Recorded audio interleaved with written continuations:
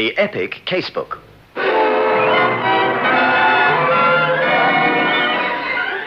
In which Inspector Carr investigates.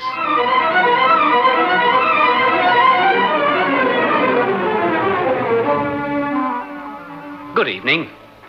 I've just returned from a hurried trip to London, where I sat in on a full day's hearing of what has become known as the Cray brothers' murder trial. As this trial has not yet reached its conclusion, to comment on it would be wrong. Nevertheless, the proceedings were quite remarkable as a demonstration, if such were needed, of the extraordinary arcane atmosphere of the underworld, with its own laws, codes, and even language. Time and time again, the judge had to stop counsel and witness in order to have interpreted some of the words used. Why all this? Well, there have been times when, for the purposes of reality, I have got characters to talk about grassing instead of informing, and a spieler instead of a gambling den. I've come back convinced that were I not to put such underworld slang into the script, it would give a false picture of the scene. The Cray brothers' trial reminded me quite vividly of another case. The murder and the circumstances were vastly different, yet the principal characters involved were identical. All of them lived and had their social life within 1 square mile of that area in the East End of London known as Stepney. I've called my story The Gates to Death.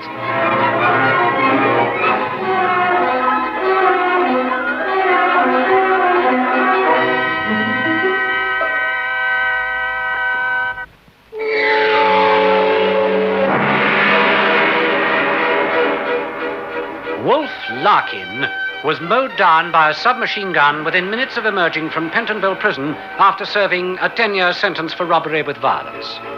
Naturally enough, the murder squad of Scotland Yard received the news within seconds of the murder. I was summoned to the governor's office. Come in. Ah, Carr, come on in. Hello, sir. Long time no see. Inspector Carr. Hey, what is this? A frame-up? Don't you give me no third-degree stuff. You can't keep me in here without a warrant. I've explained to you 1,000 times, Mr. Russell, we're not keeping you, as you put it. We've asked you to await the arrival of Inspector Carr so that you may be able to assist him in his inquiries. Yeah, I've heard that phrase before, too. Oh, look, Governor. Wolf was knocked off right in front of the gates. There are 2 screws who'll bear witness to it. All right, so I came to meet him, but that doesn't make me a killer, does it? Oh, you'll understand, Inspector Carr. Whoever did for Wolf will do for me if the buzz is that I'm helping the cops. Look, I'm afraid you've no choice, Russell. You are witness to a killing, and as such, you have to make a statement. You can't keep me here. I know my rights. Of course we can't keep you here. Now, don't be a fool. You know the form. If you refuse to make a statement, I can't force you. But there is such a thing as hindering the police in the course of their duties. I'd have you inside so fast. All right. I don't know much. We'll be the judge as to the extent of your knowledge. Now, you came to meet your friend, Wolf Larkin. That's right. Well, I promised him I would. You know, his missus died while he was in jail. I know what it's like hearing those big gates clanging behind you. You're out in the world all alone, just holding on to your quid note and your attache case, wondering what to do and where to go. I didn't want that for Wolf, see?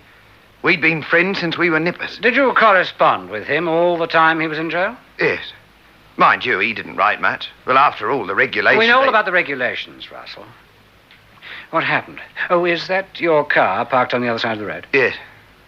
What time was Larkin released, Governor? What's the time now? Less than 20 minutes ago. That makes it almost precisely 9 o'clock. We were going to release him this evening after he'd seen the chaplain. He kicked up such a fuss saying that his friend could only be at the gates this morning at 9 o'clock, so we let him go. I see, thank you. And you are the friend, Fred, are you? Yes. I saw him last Wednesday. Told him I'd got a steady job at the Stepney Green dog track. He said he thought he'd be able to fix it with the governor to leave earlier. I see. Now, what happened this morning? Well, I got here at about 5 to 9. I parked the car...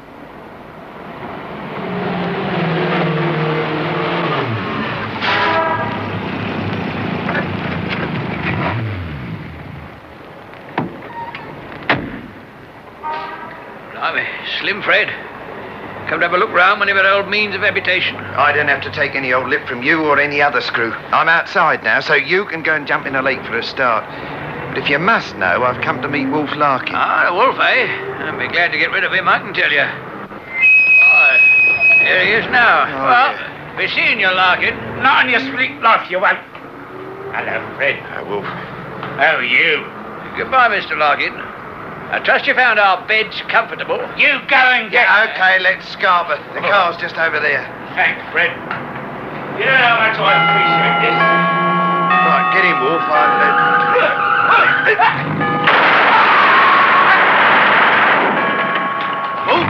Wolf! Here. Let's get him back inside, quick.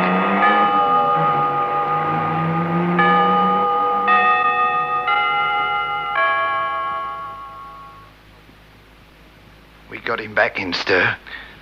The doc told me he was dead. He was the only real pal I ever had in my life.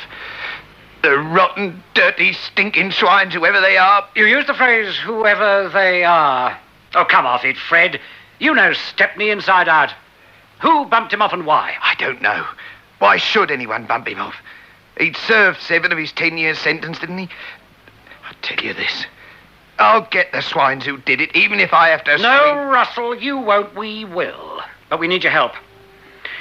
Now, you say you're going straight. You're working at the docks, hmm? I haven't done anything schlenter for the last 3 years. All right, Russell. There's no need to keep the governor waiting any longer. If we can have an office, sir, we'll take down Russell's statement, get him to sign it.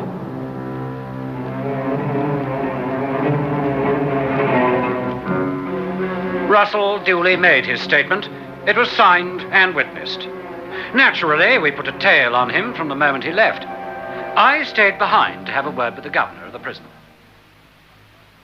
This isn't going to be easy, sir. Larkin could have been bumped off for a variety of reasons.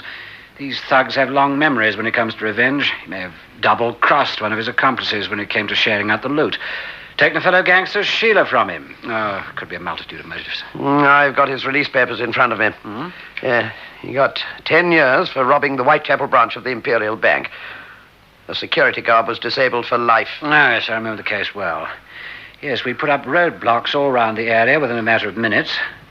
We don't know who actually shot the guard. We couldn't prove that it was Larkin. All the others got away. Lucky for us, Larkin dived into a side street and jumped right into the arms of 2 of our men. And what about the loot? As far as I remember, every farthing was recovered intact in the gangster's car. The driver saw the roadblock at the top of Cable Street, stopped the car and ran. Ironically, each of the 4 of them thought the other had the swag. And they've never been found? No. We tried hard to make Wolf grass, but he wouldn't. Look at this. It's from X branch, there. Okay. Please inform us immediately Wolf Larkin is due for release. Well, there's your motive. It's a 20-to-1 chance that Larkin was bumped off because his accomplices were afraid that he might lead us to them. By the way, that warder was a special. He was from X branch. I suppose they wanted to see who was meeting him or who wasn't. Oh, well, it's nothing for it but the usual foot slog. I suppose the X-branch man had a good look at the car that carried the killers. Not that it'll do much good. Oh, is he here, sir? Yes, he's in the outer office waiting to see if you need him. I'll get him in. Yes, sir. No, send him in. Right, sir. I'm not relishing this, you know. Means going through hundreds of files that are over 7 years old. The underworld's changed a great deal since then. Come in. Oh, Sergeant Mitchell. I'd heard you'd gone to X-branch. 3 years now, sir. Good. Oh, what have you got for me? There were 2 in the car. Nylon stockings over the heads. They were driving a black 2-door Smithson coupe, number GHX 153. Not that it'll do us much good, sir. I got through to headquarters. They found the car already. Less than a quarter of a mile from here. It's the usual story. Stolen car, fake number plates. Oh, well, I'd better get back to the yard. Car speaking. Operations here, sir. Report has just come through that Fred Russell has been traced to 13 Paradise Walk, Stepney. He has a wife and 2 children. He's been in the clear for the last 3 years, as he says. Last conviction was Yes, you for... can skip all that, Ops. I've got his record from CRO. What I'm waiting for is news of Larkin's buddies when he was trying to pull that bank job. What pubs did he use? That sort of thing. According to X-Branch, he wasn't a member of any known gangs at the time he was pulled in. Forgive me, sir, but if they failed to find his associates at the time of his trial, I don't see how we can succeed What do you now. expect us to do? Throw the dossier away? Mark the case of the murder of Wolf Larkin as unsolved? No, sir, of course not. All right, then get on to X-Branch and tell them to get cracking. They've been working on the bank robbery case until the moment he stepped out of jail. They've probably got something useful. Very good, sir. Oh, I'm sorry if I lost my temper, Ops, but look, I don't quite know where to start until we've got some sort of lead. At the moment, there's just Fred Russell. I'd better hold on to that straw until something fresh turns up.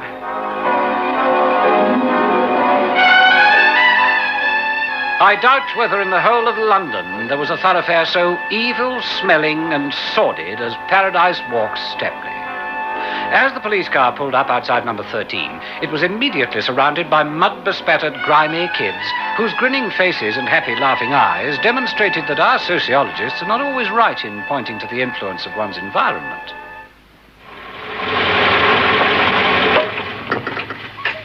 All right, driver, wait here. I don't think this is going to take very long. You're right, sir.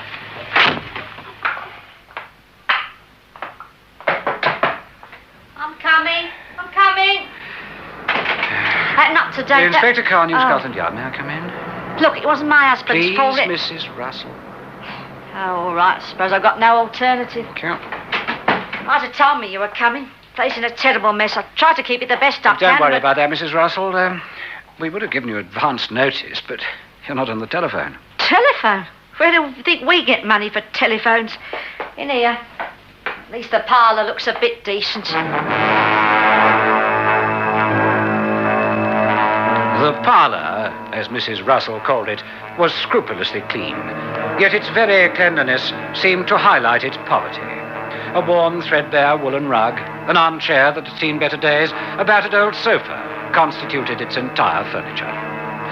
If Mrs. Russell's husband was still an active member of the underworld, he couldn't be doing it for any financial reward. I see you're looking at the furniture. We got this when we were married 15 years ago. See. Of course, these tally men come round trying to get you to buy stuff on the never-never, but not me. What with 2 kids and a husband who earns the princely sum of 10 quid a week. Takes me all my time to stay decently fed and clothed. You didn't seem surprised to see me, Mrs. Russell. Were you expecting the police? Well, of course I was. You don't think Fred'd keep it from me, do you? And let me tell you, Mr. Police Inspector, I'm glad he's dead. Wolf Larkin had it coming to him, the swine.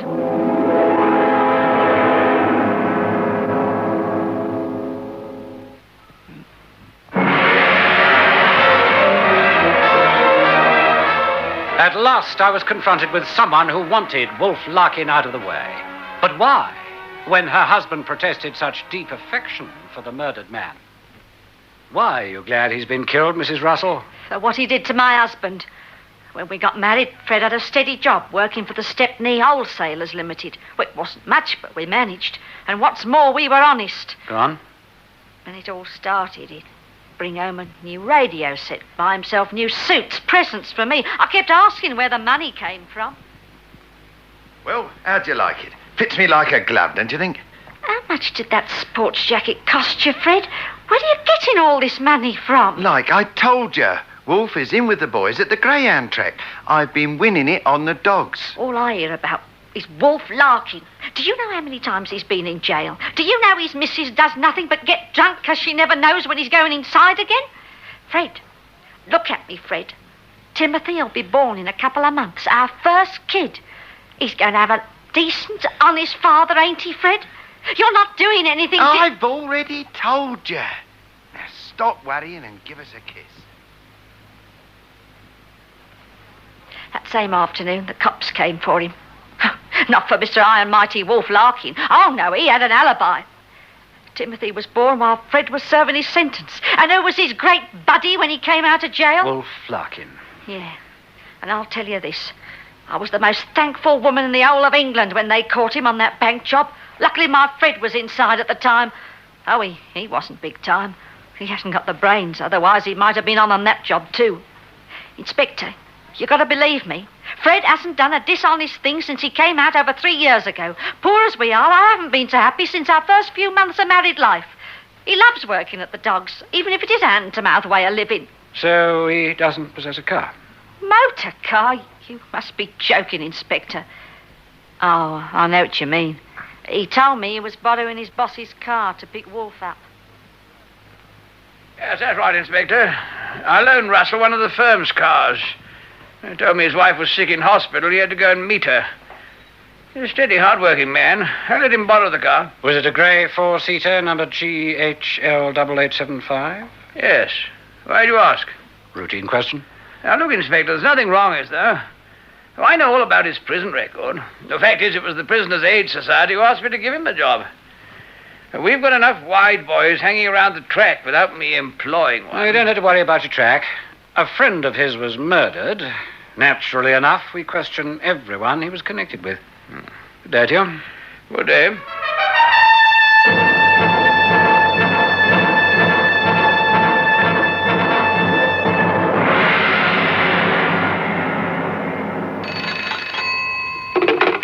Come up. Number 16 has just come through, sir. Yes? Russell spent a couple of hours at the Commercial Arms talking to someone named Henry Levine and Patrick Swinton. He then went straight home. I see.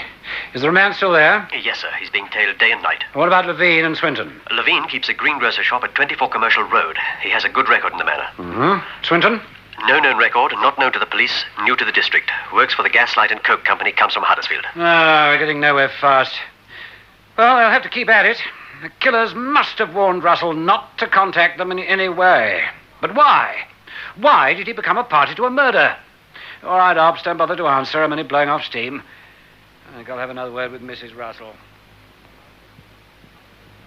Mrs. Russell, I'm sorry to pest you like this. I'm going to be absolutely frank with you.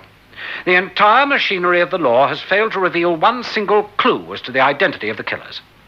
Now, we're having your husband watched at this moment. Oh, no. Now, Fred didn't do it. You know he didn't. Of course he didn't, but he is involved. Wittingly or unwittingly, he provided the killers with an opportunity to murder. My guess is unwittingly. Now, if you'll excuse me... You can't do this to my husband. All he's ever been was a stinking petty tea leaf, and where's he got him? I know your husband was a petty thief, but he had a loyalty to Wolf. If I can break down that stupid, never-talk-to-a-cop attitude of Stepney, I'll save your husband from going to the gallows, but you've got to help me. Well, what's that? What's that in that bag? Oh, it's just a way we keep contact with our men. I told one of them to try to reach me here at 9 o'clock. What's that now? Oh, it's coming through. Hello, Citadel. Hello, Citadel. 3-6 calling. 3-6 calling. Right, 3-6. I'm on net. Over. Rabbit has just left the track. I'm tailing him. Walking in a northwesterly direction.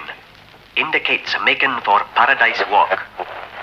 Good. That's all I wanted to know. Over and out. Inspector, you're treating my husband as though... Well, as though he... As though what, Mrs. Russell? I tell you, I think he's innocent. One of our best men is shadowing him now. Wherever he goes tonight, he'll be followed. If he comes here, well and good. If not, we'll still have him in our sights. Now listen to me.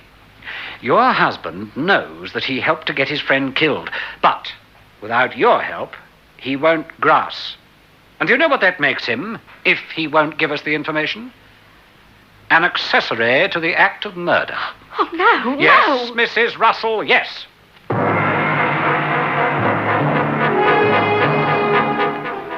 A police officer has to learn to stifle his own emotions whilst investigating. Yet it was difficult not to feel a deep sense of compassion for this Stepney-born and bred woman who fought so long and so hard so that her family might be respectable citizens. Much depended on her reactions as her husband walked in. I could only hope that she would react in the way I wanted. For the last time, please, the kids will wake up if there's any... Mary? Mary? What are you doing in the parlour? Inspector, what are you doing here? Why didn't you leave us alone? It's 9:30 at night. The kids are asleep. You left the dogs early? I wasn't feeling well. The boss let me off. Oh, Fred. Look, Copper, my mate is dead. I swear it on my kids' lives, Mary's life, that I put my head on the block to see him walking through that front door. Now, why don't you leave us alone? That's an interesting statement you made just now, Fred Russell. Why didn't you say, my mate's dead, I had nothing to do with it? What do you mean? Because you did have something to do with it, didn't you? That's a lie. I'm no murderer. Don't shout, Fred. You'll wake the kids. Then what's he on at me for? Because you know who killed him. Me? You're crazy. Oh, no, I'm not. You told the killers you were going to meet Wolf Larkin. You told them the day and the time. Who are they, Fred? They won't be able to hurt you. Your name won't even come into it, provided I've proved to my satisfaction that you Don't didn't go on, intend- Cobbett. I'm Stepney born and bred. I've never grasped on anyone in my life. Give me your hand, Fred. What's come over you? Please, Fred. Got to humour you, I suppose? Now, the other one. Now, look at me, Fred. Did you mean for Wolf Larkin to get bumped off? Are you crazy? Then tell them, Fred. Tell them. Oh, you fool. They killed your best friend, much as I hated him. Don't you know what'll happen? What you'll become if you don't grass a murderer. They'll catch them. They'll catch them without you. And when they'll catch them, you'll be in the dock with them. Because you'll be guilty of being an accessory. I'm not grassing. Oh, listen to Lord High and Mighty. I'm not grassing.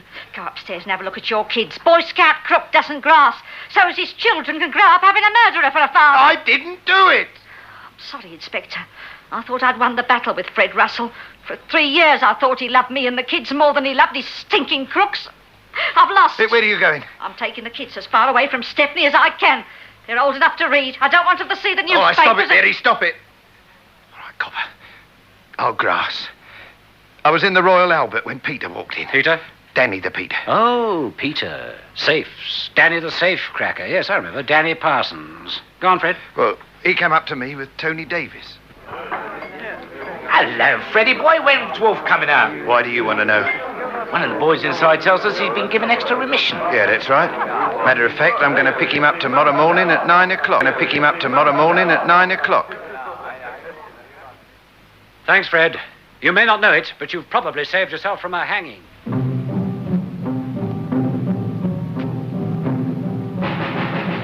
Yes, I've got his record here. Prisoner 752864, Bernard Phelan. 2 years robbery. Released March the 14th this year.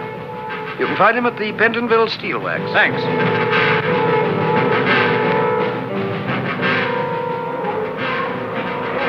Sure, I told Tony that the wolf was grassing. I don't know on what. All I know is no man gets 3 years remission unless he's in with the cops.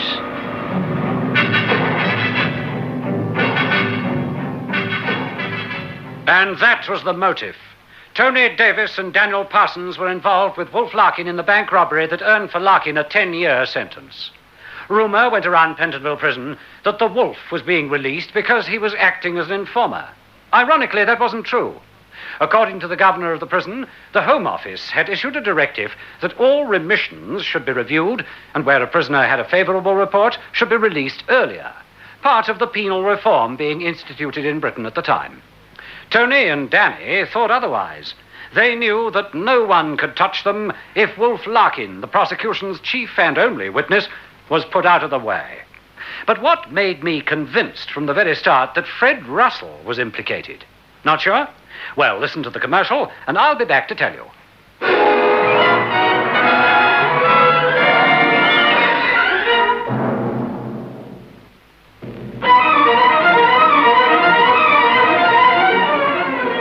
Well, listeners, did you notice the clue? It was this. If you remember, the governor said... We were going to release him this evening after he had seen the chaplain. He kicked up such a fuss, saying that his friend could only be at the gates this morning at 9 o'clock, so we let him... You see it now? Only one person outside the prison authorities could have known that Wolf Larkin would have been at that spot at precisely that time. Once we had ex-convict Bernard Phelan's statement, together with Fred Russell's testimony, the case was as good as proven. Both were hanged since the non-hanging bill had not yet then been introduced. Oh, the moral of the story: if you must go walking down Stepney, take my advice, keep off the grass. Good night.